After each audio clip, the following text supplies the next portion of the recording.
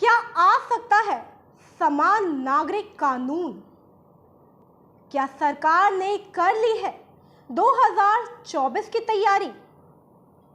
शाह मोदी का बड़ा पंच कर सकता है विपक्ष का अंत। नमस्कार, आप देख रहे हैं सत्य हुंकार। मैं आपके साथ अश्मिता तिवारी। देश में जल्द ही कॉमन सिविल कोड लागू हो सकती है। केंद्रीय गृह मंत्री अमित शाह ने शुक्रवार को भोपाल दौरे पर यह संकेत दिया। भाजपा के पार्टी कार्यालय में उन्होंने कोर कमेटी के साथ मीटिंग की। मीटिंग में शाह ने कहा, सीएए, राम मंदिर, अनुच्छेद 370 और ट्रिपल तलाक जैसे मुद्दों के फैसले हो गए हैं। अब अगला नंबर कॉमन सिविल कोड का है। उन्होंने ये भी बताया कि उत्तराखंड में common civil code pilot project के तौर पर लागू किया जा रहा है। ड्राफ्ट तैयार किया जा रहा है। जो भी बचा है सब ठीक कर देंगे। आप लोग कोई भी ऐसा काम मत करना जिससे पार्टी को नुकसान पहुंचे। अमित शाह ने भाजपा कार्यकर्ताओं को नसीहत देते हुए भी 2024 के चुनाव की पटकथा लिखने की शुरुआत कर गए। देश चाहता है, संविधान चाहता है, सुप्रीम कोर्ट चाहता है, लेकिन फिर भी क्यों लागू नहीं होता समान नागरिक संहिता का कानून? कांग्रेस चाहती है, भाजपा चाहती है, आप चाहते हैं समान नागरिकता का कानून, लेकिन फिर भी क्यों नहीं लागू हो रहा ये कानून? आइए सबसे पहले आपको समझाते हैं कि क्या है कॉमन सिविल कोड यानी समान नागरिकता कानून। यूनिफॉर्म सिविल कोड को हिंदी भाषा में समान नागरिक संहिता कहा जाता है। इसका मतलब ये होता है कि देश के हर शहरी के लिए एक जैसा कानून लागू हो। इसके तहत एक शहरी किसी भी धर्म, मजहब से संबंध रखता हो, सभी के लिए एक ही कानून होगा। इसे आमतौर पर हम धर्मनिरपेक्ष कानून भी कहते हैं।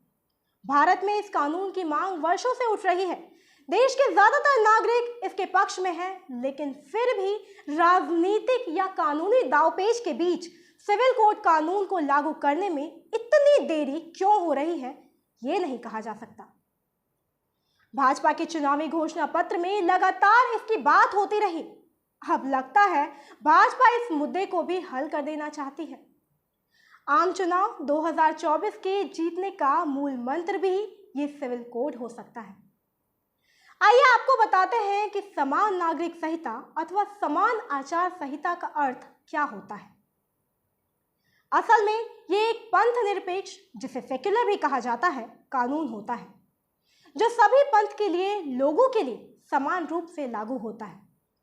दूसरे शब्दों में अगर बताएं तो अलग अलग पंथों के लिए अलग अलग सिविल कानून ना होना ही समान नागरिक संहिता की मूल भावना है। समान नागरिक कानून का मतलब कानूनों के ऐसे समूह से है जो देश के समस्त नागरिक, चाहे वे किसी भी पंथ क्षेत्र से संबंधित हो, पर लागू होता है। यह किसी भी पंथ, जाति के सभी निजी कानूनों से ऊपर होता है। समान नागरिकता कानून के अंतर्गत आने वाले मुख्य विषय होते हैं व्यक्तिगत स्तर, संपत्ति के अधिग्रहण और संचालन का अधिकार, विवाह, तलाक और गोद लेना आदि। अब समझते हैं कि समान नागरिक संहिता वाले पंथ निरपेक्ष देश कौन से हैं जहां पहले ही इसे माना या लागू किया जा चुका है। दरअसल विश्व के अधिकतर आधुनिक देशों में ऐसे कानून लागू हैं। समान नागरिक संहिता से संचालित पंथ निरपेक्ष देशों की संख्या बहुत अधिक है, जैसे कि America, Ireland, Pakistan, Bangladesh, Malaysia, तुर्की, इंडोनेशिया, सूडान, इजिप्ट जैसे कई देश हैं जिन्होंने समान नागरिक संहिता लागू किया है। लेकिन वहीं अगर भारत की बात करें तो भारत में समान नागरिक संहिता लागू नहीं है, बल्कि भारत में अधिकतर निजी कानून धर्म के आधार पर तय किए गए हैं। हिंदू, सिख, जैन और बौद्धों के लिए एक व्यक्तिगत कानून है, जबकि मुसलमानों और ईसाइयों के लिए अपने कानून हैं। मुसलमानों का कानून शरीयत पर आधारित है। अन्य धार्मिक समुदायों के कानून भारतीय संसद के संविधान पर आधारित है। और ये कानून साल दो साल से नहीं, बल्कि भारत में यह विवाद ब्रिटिश काल से ही चला आ रहा है। अंग्रेज मुस्लिम समुदाय के निजी कानूनों में बदलाव कर उससे दुश्मनी मोल नहीं लेना चाहते थे। हालांकि विभिन्न महिला आंदोलनों के कारण मुसलमानों के निजी कानूनों में थोड़ा बदलाव हुआ। प्रक्रिया की शुरुआत 1882 के हेस्टिंग योजना से हुई और अंत शरीयत कानून के लागू होने से हुआ। वैसे समान नागरिकता कानून उस वक्त कमजोर पड़ने लगा जब तथाकथित सेक्युलर ने मुस्लिम तलाक और विवाह कानूनों को लागू कर दिया। 1929 में जमीयत अल उलेमा ने बाल विवाह रोकने के खिलाफ मुसलमानों को अवज्ञा आंदोलन में शामिल होने की अपील की। इस बड़े अवज्ञा आंदोलन का अंत उस समझौते के बाद हुआ जिसके तहत मुस्लिम जजों को मुस्लिम शादियों को तोड़ने की अनुमति दी गई। 1993 में महिलाओं के विरुद्ध होने वाले इस भेदभाव को दूर करने के लिए बने कानून में संशोधन किया गया। इस कानून के कारण धर्मनिरपेक्ष और मुसलमानों के बीच खाई और गहरी हो गई। वहीं कुछ मुसलमानों ने बदलाव का विरोध किया और दावा किया कि इससे देश में मुस्लिम संस्कृति ध्वस्त हो जाएगी।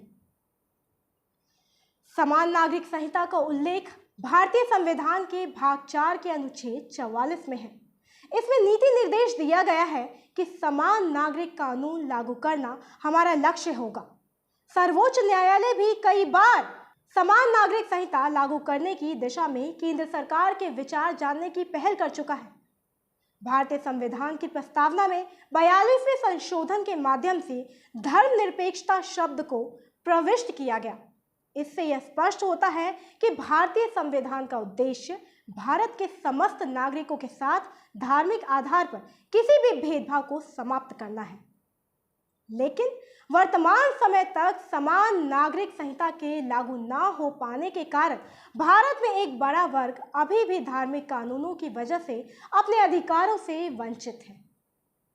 सभी नागरिकों के लिए एक समान विधि होनी चाहिए, लेकिन आजादी के इतने वर्षों के बाद भी जनसंख्या का एक बड़ा वर्ग अपने मूलभूत अधिकारों के लिए संघर्ष कर रहा है। इस प्रकार समान नागरिक संहिता का लागू ना होना एक प्रकार से विधि के शासन और संविधान की प्रस्तावना का उल्लंघन है। सामाजिक संस्कृति के सम्मान के नाम पर किसी वर्ग की राजनीतिक समानता का हनन करना संविधान के साथ साथ संस्कृति और समाज के साथ भी अन्याय है, क्योंकि प्रत्येक संस्कृति तथा सभ्यता के मूलभूत नियमों के तहत महिलाओं और पुरुषों को समान अधिकार प्राप्त होता है, लेकिन समय के साथ इन नियमों को गलत तरीके से प्रस्तुत कर असमानता उत्पन्न कर दिया जाता है। अब आपको समझाते हैं कि समान नागरिक संहिता से क्या लाभ हो सकते हैं। अलग अलग धर्मों के अलग अलग कानून से न्यायपालिका पर बोझ पड़ता है। समान नागरिक संहिता लागू होने से इस परेशानी से निजात मिलेगी और अदालतों में वर्षों से लंबित पड़े मामलों के फैसले जल्द होंगे। सभी के लिए कानून में एक समानता से देश में एकता बढ़ेगी, जिससे देश में नागरिक में एकता होगी। किसी प्रकार वैमनस्य या जेलसी नहीं होती है, वह देश तेजी से विकास के पथ पर आगे बढ़ता है। देश में हर भारतीय पर एक समान कानून होने से देश की राजनीति पर भी असर पड़ेगा। राजनीतिक दल वोट बैंक वाली राजनीति नहीं कर सकेंगे और वोटों का ध्रुवीकरण नहीं होगा। आपको शाहबानो वाला मामला तो याद होगा कि कैसे सर्वोच्च न्यायालय द्वारा शाहबानो मामले में दिए गए निर्णय को तत्कालीन राजीव गांधी सरकार ने धार्मिक दबाव में आकर संसद के कानून के माध्यम से पलट दिया था। समान नागरिक संहिता लागू होने से भारत में महिलाओं की स्थिति में भी सुधार आएगा, क्योंकि अभी तो कुछ धर्मों को पर्सनल लॉ में महिलाओं के अधिकार सीमित हैं। इतना ही नहीं, महिलाओं का अपने पिता की संपत्ति पर अधिकार और गोद लेने जैसे मामलों में भी एक समान नियम लागू होंगे। धार्मिक रूढ़ियों की वजह से समाज के किसी वर्ग के अधिकारों का हनन रोका जाना चाहिए। साथ ही विधि के समक्ष समता की अवधारणा के तहत सभी के साथ समानता का व्यवहार करना चाहिए। वैश्वीकरण के वातावरण में महिलाओं की भूमिका समाज में महत्वपूर्ण हो गई है, इसलिए उनके अधिकारों और उनकी स्वतंत्रता में भी किसी प्रकार की कमी उनके व्यक्तिगत तथा समाज के लिए अहितकर है। सर्वोच्च न्यायालय में संपत्ति पर समान अधिकार और मंदिर प्रवेश में समान अधिकार जैसे न्यायिक निर्णयों के माध्यम से समाज में समता हेतु उल्लेखनीय प्रयास किया गया है। इसलिए सरकार तथा न्यायालय को समान नागरिक संहिता को लागू करने के समग्र एवं गंभीर प्रयास करने चाहिए। थोड़ा और आगे बढ़ते हैं और आपको समझाते हैं कि समान नागरिक संहिता के विषय पर विधि आयोग के क्या विचार हैं। विधि और न्याय मंत्रालय द्वारा वर्ष 2016 में समान नागरिक संहिता से संबंधित मुद्दों पर अध्ययन करने के लिए एक विधि आयोग का गठन किया गया था। विधि आयोग ने कहा कि समान नागरिक संहिता का मुद्दा मूल अधिकारों के तहत अनुच्छेद 14 और 25 के बीच द्वंद्व से प्रभावित है। आयोग ने भारतीय संस्कृति के साथ ही महिला अधिकारों की सर्वोच्चता के मुद्दे को इंगित किया।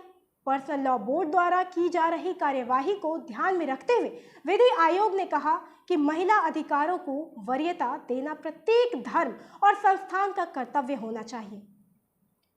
विधि आयोग के विचार अनुसार समाज में असमानता की स्थिति उत्पन्न करने वाली समस्त रूढ़ियों की समीक्षा की जानी चाहिए।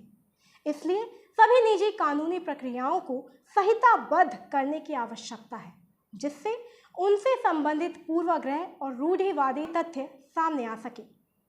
वैश्विक स्तर पर प्रचलित मानवाधिकारों के दृष्टिकोण से सर्वमान्य व्यक्तिगत कानूनों को वरीयता मिलनी चाहिए।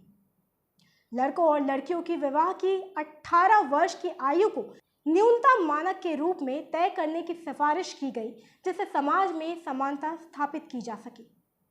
बहरहाल सिविल कोड लागू हो ये सब चाहते हैं। सरकार इसको लेकर गंभीर है, लेकिन कब तक हो पाएगा ये कहा नहीं जा सकता। हमारी नजर इस खबर पर बनी रहेगी। तब तक के लिए आप दीजिए हमें इजाजत और देखते रहिए सत्य हुंकार। नमस्कार।